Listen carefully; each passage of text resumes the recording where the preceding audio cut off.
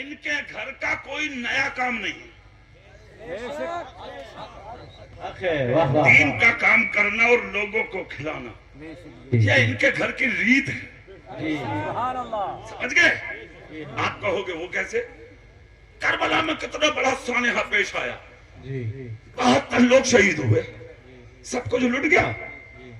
ظالموں نے سوچا کہ اب تو کام ختم ہو گیا ان کا، ہم کامیاب ہو گئے۔ میں اپنی تقریروں میں ایک بات بولتا ہوں، اور یہ علماء بھی بولتے ہیں، غریب سمجھ کے کسی کو ستانا مت، اکیلا سمجھ کے کسی کو مارنا مت، تنہا دیکھ کر کسی پر چلنا مت، کوئی مشکل میں ہو تو ہنسنا مت، اپائج یا محتاج ہو تو اسے دیکھ کر تڑپتا ہوا آگے نکلنا مت۔ اللہ کی پکڑ بہت سخت ہے، اللہ کی پکڑ جب اترتی ہے تو پھر کوئی ظالم بچتا نہیں ہے۔ کوفے والوں نے یہی سمجھا تھا کہ ہم کامیاب ہو گئے، مگر سنو، امام پاک کی شہادت کے بعد ایسی ہوا چلی، لاکھوں مر گئے کوفے میں،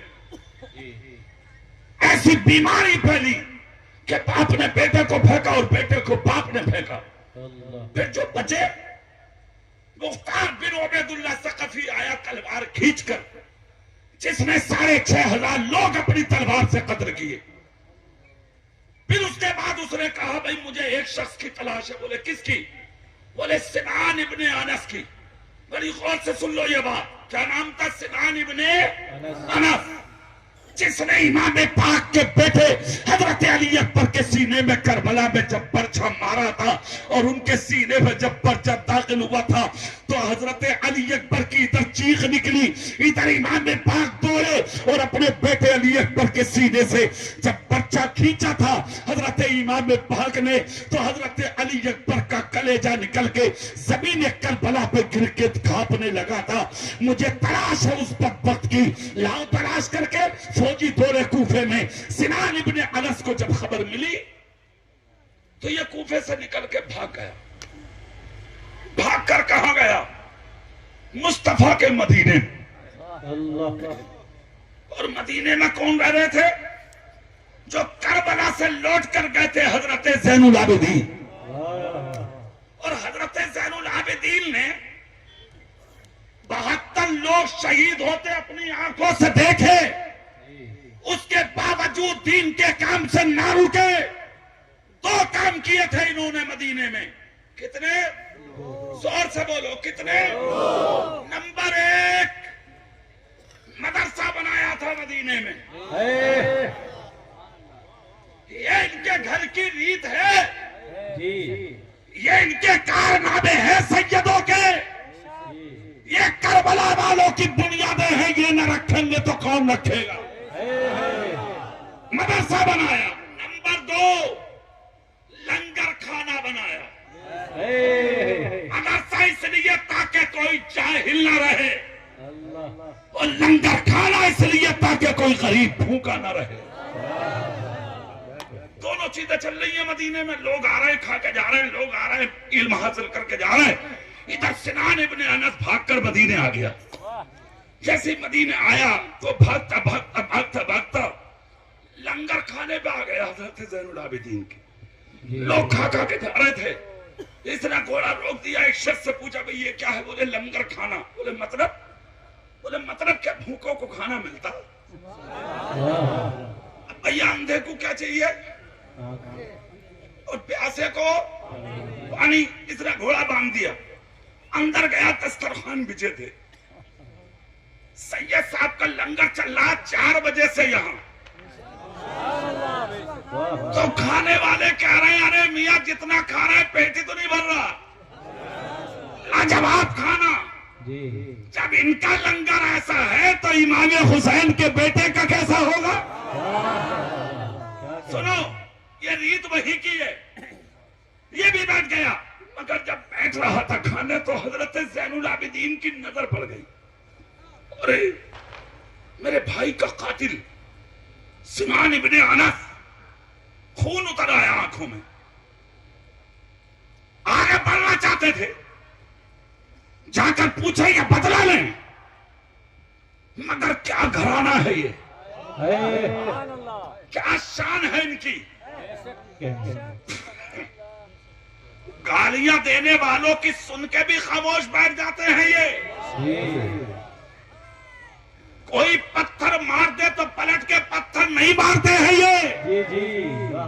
فیصلے اللہ پہ چھوڑتے ہیں, مار, مگر بعد میں جو تیرے پاس مار پڑے گی وہ تو جانے گا اور تیری نسلیں جانیں گی. ہم نہیں جانتے. یہ جا رہے تھے, آگے آنکھوں میں خون اترا, بدلہ لے. اتنے میں میرے نبی کے گنبد سے ہوا کا جھونکا نکلا,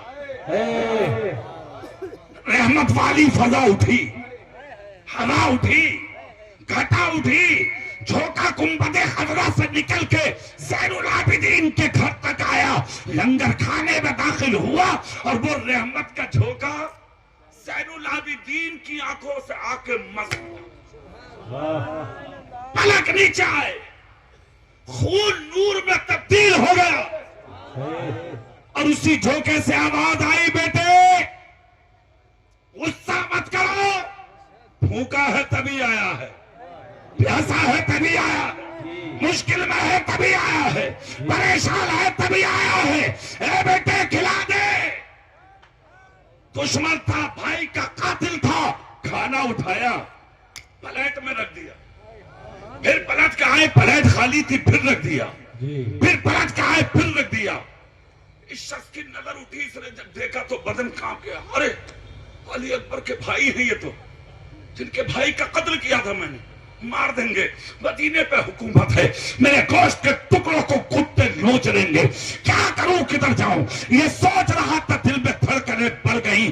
حضرت زین العابدین نے اسے دیکھا, اس نے زین العابدین کو دیکھا, اس نے سوچا یار انہوں نے مجھے پہچانا نہیں, اگر پہچان لیتے تو اتنی محبت سے نہیں کہتے کہ اور کھاؤ اور کھاؤ اور کھاؤ, اس کا مطلب پہچانا نہیں. یہ رات کو رک گیا, دوسرے دن رک گیا, 3 دن جب پورے ہو گئے تو دماغ میں کیڑے نے کاٹ لیا, چور چور ہو نا. دل میں آیا کہ اگر کسی نے خبر دے دی تو زندہ نہ چھوڑیں گے, بھاگ لو. بھاگنے کی سوچی تو جو شخص پہلے سے تھے انہوں نے کہا کہاں جا رہے ہو, بولے جا رہے ہیں. بولے سن, لنگر کھانے کا ایک اصول ہے. کہا کیا؟ کہا اصول یہ, جو کھا کے جاتا وہ زین العابدین سے اجازت لے کے جاتا. تو بھی لے لے. اس نے سوچا رہے تو اچھے, ارے بھائی 3 دن تک تو میں بھیڑ میں تھا, نہ پہچانا ہوگا, جب نظر سے نظر ملے گی تو ظاہر پہچان لیں گے. بھائی کا قاتل ہوں, کوئی معمولی تو ہوں نہیں, مگر سوچا بھائی جانا پڑے گا, جو ہوگا ہو جائے گا. قریب پہنچ گیا, حضرت زین العابدین سے بولا حضور 3 دن سے ہوں یہاں, جانا چاہتا ہوں. کیا گھرانہ ہے میرے نبی کا. مسکرا کے بولے کام کرو گے, بولے کیا, بولے 3 دن سے اپنی مرضی سے تھے, آج کا دن ہماری مرضی سے رک جاؤ. اس نے سوچا کام بن گیا, انہوں نے اب بھی مجھے نہیں پہچانا. 4 دن رکا, چوتھی صبح جب نمودار ہوئی تو آیا, زین العابدین سے اجازت لی, فرمایا جا چلا جا. گھوڑا اٹھایا, کجابے ڈالے, سامان بھرا, گھوڑے پہ بیٹھا. حضرت زین العابدین نے فوجی کو بھیج کر کہا جا اس کے گھوڑے کی نکیل پکڑ کے کہہ دے چند منٹ رک, ہمارے امام آخری ملاقات کرنے آ رہے ہیں. جیسے ہی دروازے سے نکلنا چاہتا تھا, ہیل لگا کے گھوڑے کو, فوجی نے نکیل پکڑ لی. رکو بھائی, کیوں؟ بولے آ رہے ہیں زین العابدین. کیوں؟ بولے ملاقات کرنی ہے. کانپ گیا جسم, لرز بر التاب ہو گیا, غضب ہو گیا. ابھی تو اجازت لی ہے اور اب آ رہے ہیں, اس کا مطلب کسی مخبر نے خبر دے دی, کسی نے بتا دیا, اب خیر نہیں ہے میری. جسم کے بال کانٹوں کے مانند کھڑے ہو گئے, آنکھوں سے خون اتر آیا. اب مجھے فوجی زندہ نہیں چھوڑیں گے. ڈر کی وجہ سے اس نے پیچھے مڑ کے دیکھا, کتنے فوجی آ رہے ہیں, کتنے لوگ آ رہے ہیں, کتنی تلواریں لا رہے ہیں, کتنے نیزے لا رہے ہیں, کس حالت میں آ رہے ہیں. خدا کی قسم, اس مجمع میں آئے ہوئے سندھ دل سنیوں, دیکھو جملہ. اس نے جب پلٹ کے دیکھا تو کیا دیکھتا ہے, کوئی فوجی نہیں, کوئی تلوار نہیں, کوئی نیزہ نہیں, کوئی بھالا نہیں, اکیلا آ رہا ہے امام پاک کا شہزادہ حضرت زین العابدین, اور وہ بھی تلوار لے کے نہیں آ رہے ہیں, اس انداز میں آ رہے ہیں, ایک ہاتھ میں کھانے کا توشہ ہے اور دوسرے ہاتھ میں پانی کی چھال ہے.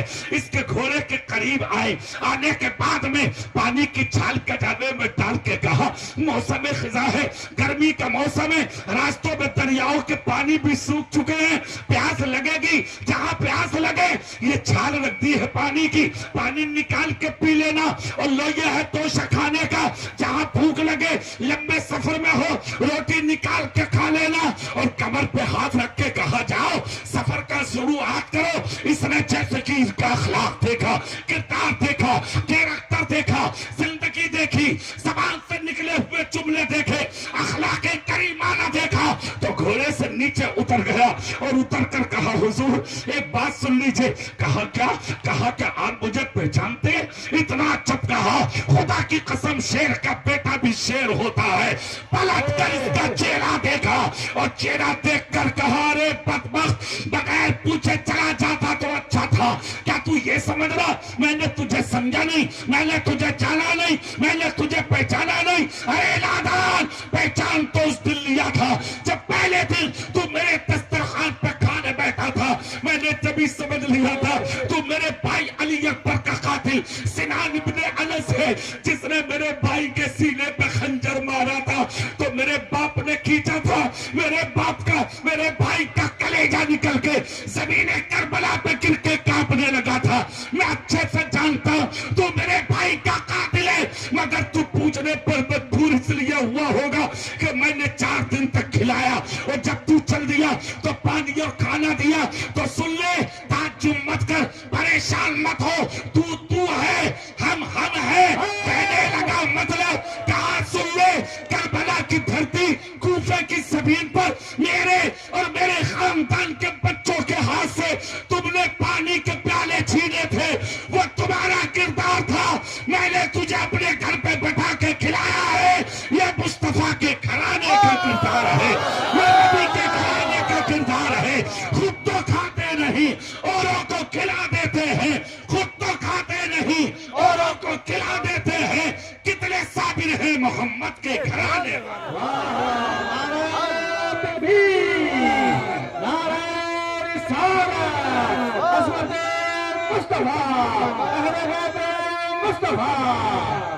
میری تقریر مکمل ہو گئی.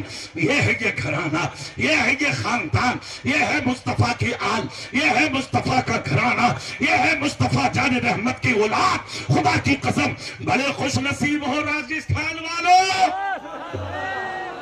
تمہاری تقدیر کو سلام, تمہارے نصیبے کو سلام, تمہارے مقدر کو سلام.